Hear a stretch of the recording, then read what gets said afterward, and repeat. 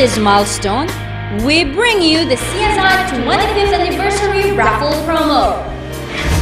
With 25 netbook, 25 iPad 2, 25 Samsung 32 inches LCD TV at stake, and 5 Toyota Vios for the grand prize.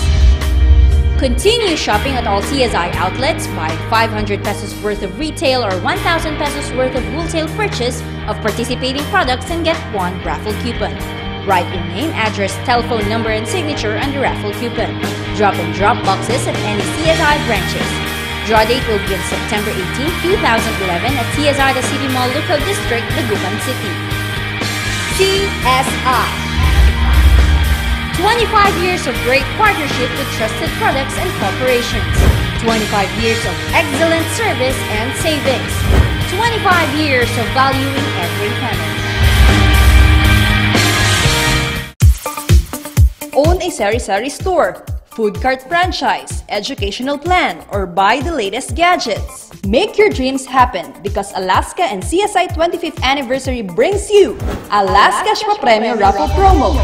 From June 16 to August 28, 2011, simply buy 200 pesos worth of retail or 500 pesos worth of wholesale purchase of Alaska products at all CSI branches to get one raffle coupon.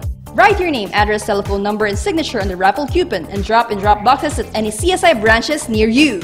Raffle draw will be on August 28, 2011 at CSI The City Mall Local District, Dagupan City. 10 winners of 25,000 will be chosen for the second prize and 10 winners of 100,000 for the first prize, or more than 1 million pesos at stake. Hurry and join Alaska and CSI Alaska's Papremyo. 25 years of great partnership and 25 years of savings and service to every family.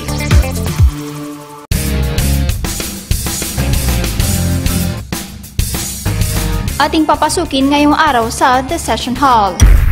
Planong pagbebenta ng Macador property ng lokal na pamahalaan, kinakailangan umano ng masusing pag-aaral ayon kay Sangguniang Panlunsod Presiding Officer Vice Mayor Belen Fernandez. Isinasagawang feeding program ng Unilever Philippines at ni Vice Mayor Belen Fernandez sa Bunuan Bukig at Bunuan Binlok ating kumustahin. Improvement nakikita na rin umano sa mga batang beneficiaries. Litter of Light project ng My Shelter for Humanity at JCI Dagupan Incorporated ibinahagi sa ilang kabahayan sa lungsod ng Dagupan. Pagtitipid sa kuryente at paggamit ng mga patapong bagay hinikayat ng grupo. Lahat ng iyan tutukan dahil your attendance is a must sa The Session Hall.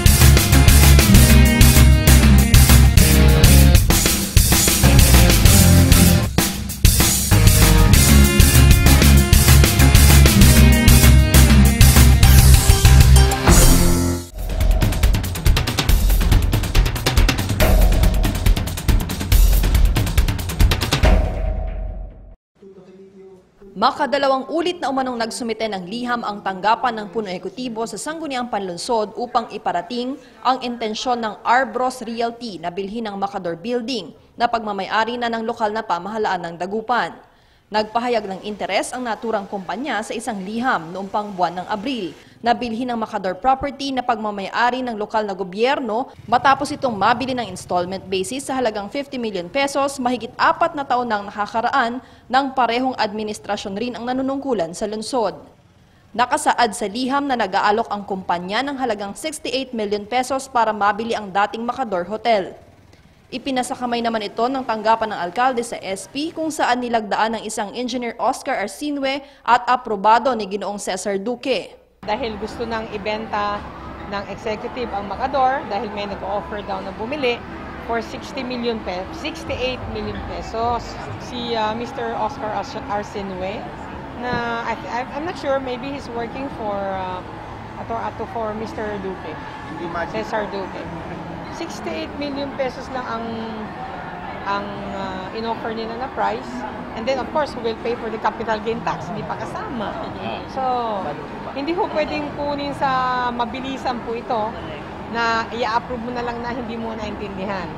So, sabi ko nga, kailangan pag-aralan ng mabuti ng ating syudad.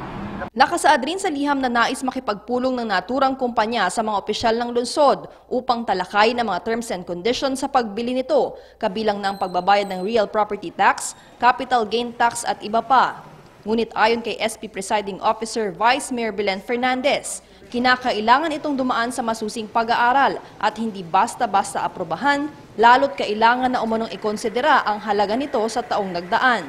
We have to further study the cost of money involved for buying Magador, how much were the interest incurred, how much is the actual zonal valuation at this moment, how much is the estimated assessed value of our city assessor's office, of our city engineer's office, how much is the assessed value of the building. Kasi may nakausap ako from somebody who know their office, may binigay sa akin ng papel na ang per square meter ngayon, zonal valuation pa lang hindi market value, is 24,000 per square meter.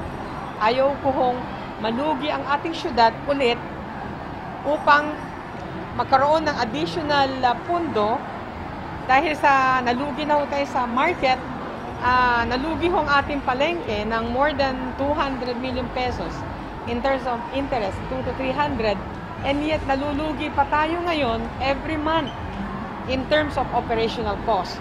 I think Sangguniang Panlungsod will not allow that to happen again. Ayaw na kasi umanong maulit pa ng SP na malugi ang lungsod sa mga transaksyong papasukin nito, tulad na lamang umano ng mga pinagkagastusan noon ng lokal na pamahalaan at kalaunay ibinenta ng palugi. Kailangan ho ng further study talaga at kailangan ho pag-usapan maigi ng mga Sangguniang members. Ito po ay hindi ho basta-basta ma-approve ng Sanggunian. Ito ay dapat pag-aralan. Remember, nabenta ang ating first dredging machine ng, I think, I hope I'm not mistaken. Ewan ko kung 64,000 lang yung dredging machine. Junk price. At during our budget hearing, marami kong kinestyon si Councilor Alvin Coquia na ang daming napakamura ng pagbebenta. Sa kasalukuyan, nagsisilbing alternatibong pwesto ng mga ambulant vendor ang Macador Building dahil na rin sa pagtanggi ng marami na pumwesto sa loob ng Malimgas Public Market dahil sa kawalan umano ng pambayad sa renta. Dati rin itong pinlano na gawing City Hall at i-renovate, subalit hindi na isa katuparan at nananatiling nakatiwangwang hanggang sa kasalukuyan.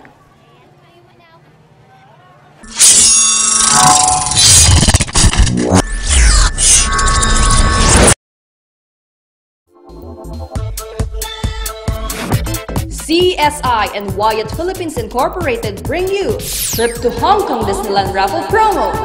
Just buy any of Bonakid Preschool, ProMill Preschool, and Progress Preschool Gold of any size and get corresponding number of raffle coupon.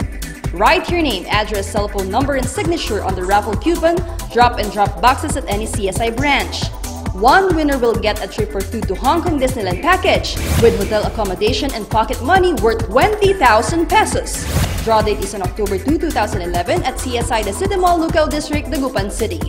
Experience the fun at Hong Kong Disneyland with CSI and Wyatt, leading the way to healthier world by bringing the best and highest quality nutrition to infants and children.